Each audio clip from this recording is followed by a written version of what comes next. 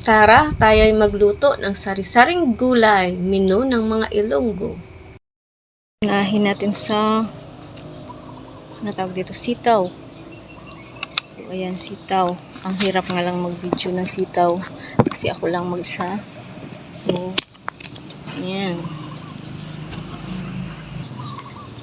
So, ayan ang sitaw. 4 lang nakuha ako kasi maliliit pa, oh. So, ito yung mga gulay ko. Tara doon sa likod. Ayan, yung mga adeniums. Next naman natin kukunin ay talong. Ayan, ang habang talong, oh. So, ayan, isa lang. So, yung next natin kukunin ay malunggay. Ayan, malunggay. Pero hindi ko na siya bibidyohan sa pagputol ko. Ang hirap kasi ako lang mag-isa. So, ayan, malunggay. At itong saluyot na nakapagpabata ng kutis.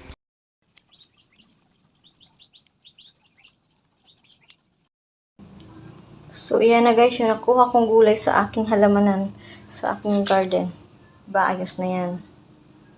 Ito, iluluto na natin. Ito na ang mga nagayat kong gulay. So, ready na iluluto ito. Ayun, may daing na kasama. Pangsahog natin ay daing. Sarap! Ihalo ang sibuyas at kamatis sa kumukulong tubig. Ihalo ang gulay. Unahin natin yung matitigas. At ihalo na ang daing. Sarap niyan. Isunod ang malalambot na gulay.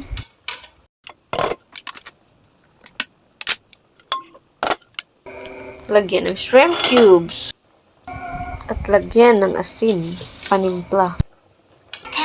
At ilagay panghuli ang malunggay kasi madali itong iluto. Ito na ang aming laso with daing.